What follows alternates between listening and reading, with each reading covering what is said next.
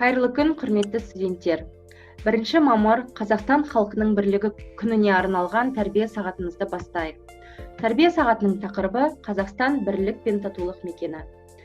Мақсаты халықтар арасындағы достықты нығайту. Осы мақсатта студенттердің достық қарым-қатынастарын қалыптастыруды жалғастыру. Қазақстанның өркендеуіне достық арқылы өз үлестерін қосуға баулу. Ынтымақтыққа, достыққа, өз отанын сүюге, қорғауға тәрбиелеу. Бірлік береке мерекеге жеткізеді деп дана халқымыз айтқандай, алдымызда 1 мамыр мерекесі келе жатыр.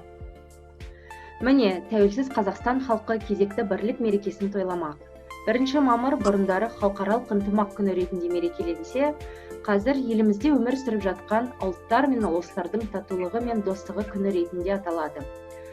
Бұл күн әрбір қазақстандық үшін отанға деген сүйіспеншілік пен патриоттық сезімнің, азаматтық борыш пен жалпы ұлттық келісімнің мерекесі. Қазбек би, біз қазақ достықты жақтаған еліміз, дәм-тұзды ақтаған еліміз деген. Біздің елімізде 130-дан астам ұлттар тұрады. Ұйғыр, кәріс, дұңған, өзбек, қырғыз, әзірбайжан, түрік және тағы да басқа мемлекеттен келген ұлттар біздің елімізде тіршілік етуде. Біз олармен татумыз, доспыз және бір-бірімізбен қоян-қолтық аралас өмір сүреміз. Қай жағынан айтсақ та, бүгінгі біз өмір сүрген заманның ағымы басқа. Халқымыз жаппай сауатты. Егемен ел бесігі жыл өткен сайын еңсесін биіктетіп келеді. Тәуелсіз көпұлтты халықтың арасында ши шығармай, бірлік пен ынтымақтың ұйытқысы болып, дер кезінде республикадағы ұлттардың ассамблеясының жұмысын жандандырып, олардың тілін, әдет-ғұрпын насихаттауға мүмкіндік жасалуын қадағалап келеді. Кең болсаң, кем болмайсың дегенде, қазақ халқының пейілінің кеңдігінен басқа ұлт өкілдері тұрып жатқан жайы бар. Алматы облысына қарасты Орыс мәдени орталығы 1992 жылы құрылған еді. Содан бергі кезде біздің орталық өлке жұртшылығының баянды түрлі құруы аз еңбек сіңірген жоқ. Әрине, негізгі мақсатымыз славян мәдениетін дамытуға, орыс тілін оқытуға, ұлттық салт-дәстүрімізді насихаттауға бағытталған. Біздің елімізде ешқандай қақтығыс, төңкерістің болмағанын қалаймыз. Қазақстан әр қашанда осындай тұрақты қалыпта болып, төбемізден күн күліп тұрса екен дейміз. Басқа бізге түк керек емес. Барлық мерекелерде басқа халықтармен бірге өзіміздің өнерімізді көрсетіп, ән салып, би билеп, той тойлаймыз. Біз үшін ең басты мәселе өзара түсіністігімізді дамыту. Әрі қарай сөз кезегі Бақыт Жұлдызда. Приходит каждый год праздник мая, с собой он счастье нам несет. Ему все рады, взрослые дети на нашей солнечной планете. Кто б ни был ты, казах или татарин, русский или еврей, объединяет этот праздник всех людей, и наша дружба крепче расцветает. Поздравляем всех с праздником единства народов Казахстана. Желаю счастья, здоровья, успехов, мира и благополучия. Менің сендерге арналған бірнеше сұрағым бар. 1 мамыр бірлік күні қай жылдан бастап тойланып келе жатыр? 1996. Олай болса келесі. Тұңғыш елбасы 1 мамыр Қазақстан халқының бірлігі күні етіп жариялау туралы жарлыққа қай жылы және қай күні қол қойды? 1998 қазанда. Дұрыс айтасыңдар, 1995 жылы 18 қазанда. Сөз кезегі Ешанова Жанеляда. Жаса елім, жаса достық бірлікпен, көштен қалма және тірліктен. Елім менің Қазақстан отаным, алға өрле 3 мыңжылдықпен, тек достықпен, өзге дейл халықпен. Қазақстанның көп ұлтты халықтары арасындағы бірлік пен ынтымақтастығы нығая берсін. Қазақстанның көп ұлтты халқының татулығы, ынтымақтастығы, бейбітшілігі біздің еліміздің ең басты байлығы. Оны көздің қарашығындай сақтауға тырысайық. Береке бірлігіміз арта берсін ағайын.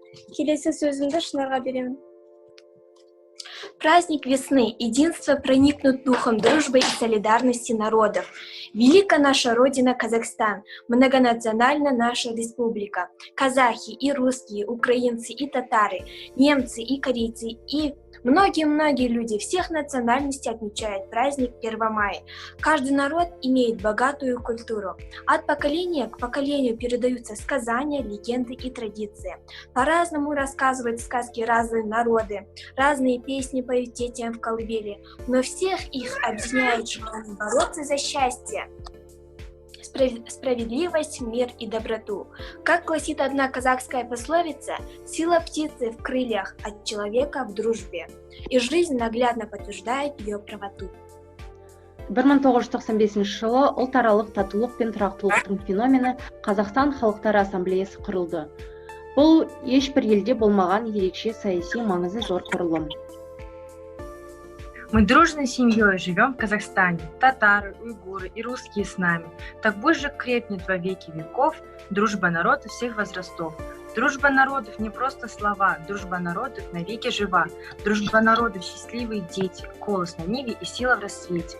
Дружба народов бескрайний простор, мир и согласие девичий хор. Звонкая песня чебана молодого, сад виноград возле дома родного. Передаю слова поздравления Амагильда Йолу. Ел бірлігі ең асыл қасиет. Бірлік, ынтымақ, сабырлық пен парасаттылық ең алдымен өзімізге, қазақтарға керек деп көрегенділікпен, елбасымыз айтқандай біз сияқты көп ұлтты мемлекеттің даму болашағының бір көзі Қазақстан халықтарының бірлігі. Қазақстан сияқты жас мемлекеттің өркендеуінің бір кепілі еліміздің ынтымақтастық пен бейбіт өмірі. Жер бетінде адам өмір өткізер, бар нәрсеге білім қолды жеткізер. Бір ізгілік тек білімнен алынар, білімменен аспанға жол салынар. Білімділік пен ізгілікті бойымызға дарыта берейік. Для будущего процветания нашей страны необходима стабильность внутри государства, дружба и согласие между народами, населяющими ее. Хочу завершить наше мероприятие строками из стихотворения о Казахстане. На просторах Казахстана много разных народов живет. Все народы, как братья, равны, всем народам любовь и почет. Мир солнышку и детям, мир природе, мир весне, мир былинке, мир планете, мир всем людям на земле. Примите наши поздравления в прекрасный яркий майский день. Пусть будет ваше настроение всегда цветущим, как сирень. Пусть будет жизнь прекрасна ваша и дети счастливы всегда. Пусть дом ваш будет полной чашей удачи, счастья и добра. Бүгінгі Қазақстан бірлік пен татулық мекені атты тәрбие сағатымыз өз мәресіне жетті. Барлықтарыңа үлкен рахмет. Келесі кездескенше қош сау болыңдар.